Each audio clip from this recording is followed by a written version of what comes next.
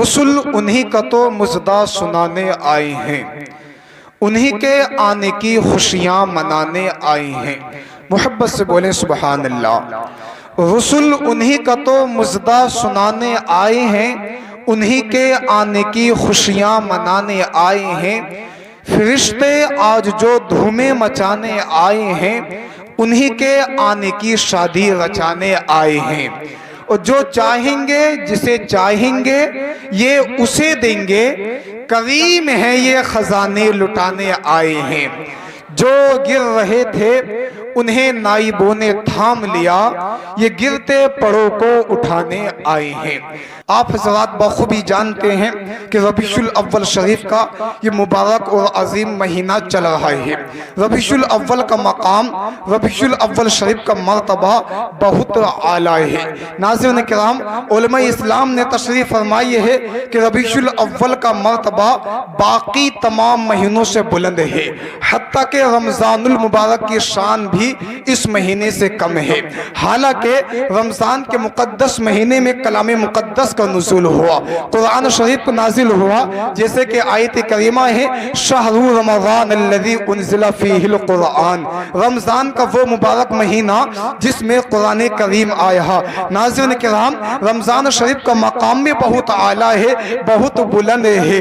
رمضان شریف میں نفل کا ثواب فرض کی مانند دیا جاتا ہے، اور فرض کا ثواب 70 فرائضوں کے برابر دیا جاتا ہے۔ بہت اعلیٰ مقام ہے رمضان جیسے مبارک مہینے کا۔ لیکن میرے عزیزو، رمضان کی شان بھی اس مہینے سے کم ہے۔ وجہ کیا ہے؟ اگر رمضان کے مبارک مہینے میں قرآن کریم نازل ہوا تو اس مہینے میں صاحب قرآن تشریف لائے ہیں، پیارے آقا علیہ السلام کی ولادت ہوئی ہے۔ عزیزان ملت اسلامیہ توجہ کے ساتھ سنیں، ذہن کو قریب کرنے کی کوشش کیجیے، اس لیے کہ میں یہ سمجھتا ہوں آپ لوگوں کا جو یہ وقت ہے بڑا ہی قیمتی وقت ہے۔ آپ حضرات نے اپنے سونے کے وقت کو، آرام کرنے کے وقت کو پیارے آقا علیہ السلام کی محبت میں قربان کیا ہے۔ محبت میں قربان کر کر آپ حضرات یہاں پر بیٹھے ہوئے ہیں، تو میرے عزیزوں گزارش یہی ہے آپ حضرات یہاں پر بیٹھیں، اپنے ذہن کو یہیں پر حاضر رکھیں۔ ناظرین کرام،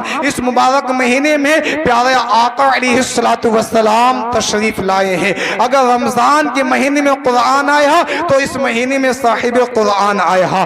ہم لوگوں کی حقیقی معنی میں عید تو اس مہینے میں ہے، اس لیے کہ اللہ تبارک و تعالی نے اس مہینے میں ہمیں اپنا محبوب عطا فرمایا ہے۔ اگر مصطفیٰ کریم صلی اللہ تعالی علیہ وسلم تشریف نہ لاتے تو قرآن، ایمان، رمضان، غرض کے کوئی بھی چیز ہمیں نہ ملتی۔ یہ سب کا سب آمنہ کے لال کا صدقہ ہے۔ بلکہ اگر مصطفیٰ کریم صلی اللہ تعالی علیہ وسلم پیدا نہ کیے جاتے، تشریف نہ لاتے، تو ہم کیا، کائنات کا کوئی بھی ذرہ معرض وجود میں نہ آتا۔ ناظرین کرام، کہنے والے نے کہا کیا شان محمد کی خالق نے بنائی ہے، صدقے میں محمد کے دنیا کو بنایا ہے۔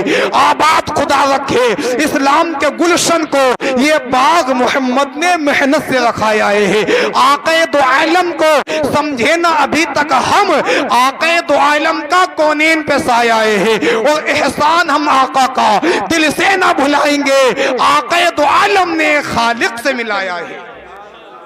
عزیزان ملت اسلامیہ، نعرے تکبیر، نعرے رسالت، نعرے رسالت، مسلک اعلیٰ حضرت، مسلک اعلیٰ حضرت۔ ناظرین کرام، اس مہینے کے اندر پیارے آقا علیہ السلام تشریف لائے، آپ حضرات بخوبی جانتے ہیں۔ حضرت عبداللہ ابن عباس رضی اللہ تعالی عنہما فرماتے ہیں کہ جب حضرت موسیٰ علیہ نبینا علیہ السلام کو کوہ طور پر نوازا گیا تو انہوں نے اللہ تبارک و تعالی کی بارگاہ میں عرض کی، اے مولا، تو نے مجھے ایسی نعمت سے سرفراز فرمایا ایسے مقام سے نوازا مجھ سے پہلے یہ مقام کسی کو عطا نہیں ہوا۔ اللہ تبارک و تعالی نے اتنا سنا تو کہا اے موسیٰ ہم نے تیرے دل کو متواضع پایا تو اس مقام سے نواز دیا۔ فخذ ما آتیناک وکن من الشاکرین ومتعلی توحید وحب محمد صلی اللہ تعالی علیہ وسلم۔ اے موسیٰ جو تم کو دیا اس پر خدا کا شکر ادا کرو اور زندگی کے آخری لمحات تک، آخری لمحے تک توحید اور محمد صلی اللہ تعالی علیہ وسلم کی محبت پر رہو۔ جب حضرت موسیٰ علی نبینا علیہ السلام نے اتنا سنا تو کہا اے مولا کیا محمد کی محبت تیری توحید کے ساتھ میں لازمی ہے، ضروری ہے؟ اللہ تبارک و تعالی نے فرمایا لولا محمد و امته لما خلقت الجنت ولا النار ولا الشمس ولا القمر ولا اللیل ولا ملک مقرب ولا نبی مرسل ولا ایاک۔ اے موسیٰ اگر محمد اور اس کی امت نہ ہوتی تو جنت، دوزخ، چاند، سورج، رات، دن، فرشتے، انبیاء کسی کو پیدا نہ کرتا اور اے موسیٰ تجھے بھی پیدا نہ کرتا۔ ناظرین کرام بلکہ حدیث قدسی ہے، اللہ تبارک و تعالی فرماتا ہے لولاک لما اظہرت عبودیتا۔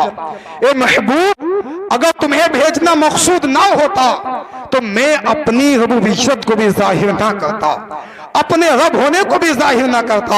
عزیزان ملت اسلامیہ نبی کے صدقے میں چاند بنائے ہیں، چاند بنا نبی کے صدقے میں، دن بنایا نبی کے صدقے میں، رات بنائی نبی کے صدقے میں، جنت بنائی نبی کے صدقے میں۔